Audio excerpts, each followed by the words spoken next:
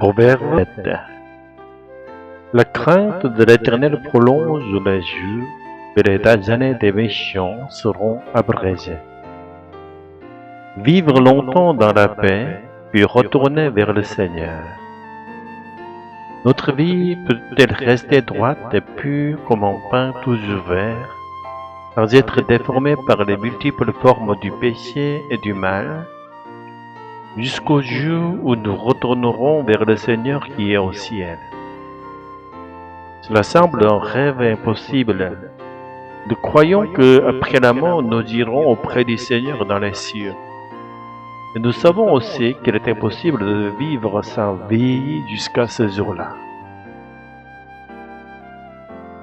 Le problème de la mort, point de départ de toute religion.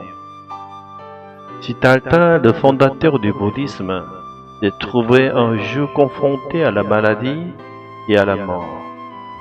Cette réalité humaine est incontournable. Contrairement à la plupart des hommes qui choisissent d'oublier ce problème pour jouir simplement de la vie qu'ils ont reçue, lui a abandonné les fastes du palais royal et s'est engagé sur le chemin de la quête spirituelle afin de surmonter la question de la mort par l'illumination. Aujourd'hui, les véritables disciples de Siddhartha dans le bouddhisme moderne sont sans doute les moines qui ont renoncé au monde. En revanche, la majorité des croyants bouddhistes souhaitent vivre dans la compassion et sous la bénédiction en ce monde, espérant que leurs descendants héritent cette faveur. Ce désir terrestre est en réalité celui qui partage aussi bien les croyants des autres religions, y compris le christianisme. La religion de la vie éternelle, le christianisme. La Bible, et en particulier le Nouveau Testament, met l'accent sur la vie éternelle, qui triomphe de la mort. Jésus, en effet, accordait davantage de valeur à la vie éternelle qu'à l'existence présente. Cependant, dans l'Ancien Testament, qui est pourtant aussi parole de Dieu, l'espérance de la vie éternelle n'apparaît que de manière très discrète. Pour la plupart des croyants de l'Ancien Testament, la bénédiction espérée n'était pas la vie éternelle, mais plutôt une longue vie sur cette terre, comme c'est le cas dans la plupart des religions à travers les âges. Ce désir de longévité est particulièrement visible dans les livres de la sagesse et dans la loi, comme le Deutéronome. Ainsi, le salut que recherchait le peuple de l'Ancien Testament se manifestait dans une longue vie vécue dans la paix et la prospérité, avec la transmission de cette bénédiction à leur descendance. Il est vrai cependant que dans le livre de Job et dans les psaumes, on entrevoit, bien que rarement, une espérance en une vie après la mort. Job 19, verset 26. Après que ma peau aura été détruite, moi-même je contemplerai le Dieu. Psaume 16, verset 10. Car tu n'abandonneras pas mon âme au séjour des morts, tu ne permettras pas que ton sein voie la corruption. L'espérance en la résurrection et en la vie éternelle commence à s'exprimer de façon plus claire dans les tout derniers livres de l'Ancien Testament, notamment dans les écrits prophétiques tardifs comme le livre de Daniel. Daniel 12, verset 2. Plusieurs de ceux qui dorment dans la poussière de la terre se réveilleront, les uns pour la vie éternelle, les autres pour la honte et l'infamie éternelle. Cette période correspond à l'exil babylonien ou aux années qui ont suivi.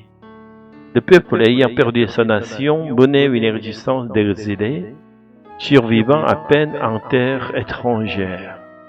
Et même après le retour à Jérusalem, la perspective de retrouver la gloire de l'époque de Salomon semblait lointaine, presque irréalisable.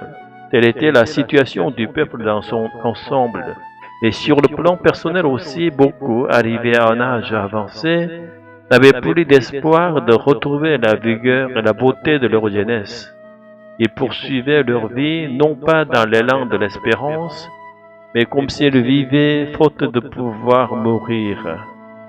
Et cette situation ne concernait pas seulement les Juifs de l'époque de l'exil. Elle reflète en vérité la condition commune de toute vieillesse humaine à toutes les époques. C'est alors que l'Esprit de Dieu, par l'intermédiaire de prophètes comme Daniel, a commencé à révéler que la mort n'est pas la fin et qu'il existe une vie au-delà de la mort. Ainsi, à l'époque de Jésus, la majorité des Juifs, à l'exception des Sadducéens, croyaient en la résurrection et en la vie éternelle. Les pharisiens, les Esséniens, de nombreux croyants ordinaires partageaient cette foi, mais ils ne savaient pas comment entrer dans cette vie éternelle. C'est pourquoi ce jeune homme riche, ayant rencontré Jésus, lui a posé cette question: que dois-je faire pour avoir la vie éternelle? Or, Jésus n'est pas venu pour accorder aux hommes une bénédiction terrestre, comme le font les autres religions. Bien manger, bien vivre, prospérer ici-bas, et il est venu pour donner la vie éternelle. Nous ne pouvons pas conserver notre jeunesse pour toute la durée de notre vie terrestre.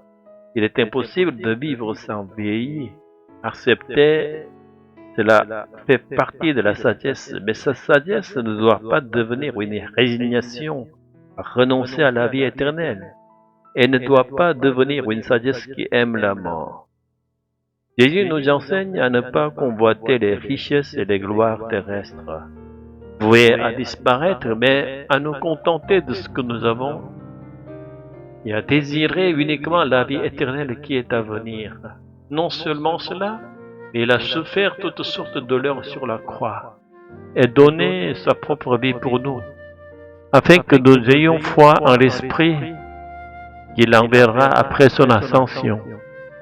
C'est par ce Saint-Esprit éternel qu'il nous a permis de traverser notre existence terrestre, limitée et passagère, sans chercher notre satisfaction dans les biens matériels et en goûtant dès maintenant à la plénitude de l'âme. Ainsi, la vie éternelle commence dès ici-bas. Elle se poursuit de manière ininterrompue mais réelle au-delà du seuil de la mort dans la gloire du ciel. Si nous croyons en Jésus et que nous demeurons chaque jour avec le Saint-Esprit, venu comme garantie de la vie éternelle, alors cette espérance n'est plus un rêve illusoire. Voilà le mystère révélé par Dieu lui-même, que seul le christianisme proclame, à la différence de toutes les autres religions, un mystère ouvert, offert à tous. Nous ne sommes pas des initiés d'un ésotérisme caché. Nous ne sommes pas ceux qui gardent pour eux un trésor céleste, d'un logement protégé. Nous sommes ceux qui, malgré les moqueries ou les persécutions du monde, veulent partager largement ce don de Dieu. Saint-Esprit, donne-nous le courage et l'espérance. Garde-nous de tout mal et de tout péché. Fais que nous ne nous contentions pas seulement d'une longue vie, mais que nous vivions éternellement. Fais que nous aimions la vie comme nous aimons le Seigneur lui-même.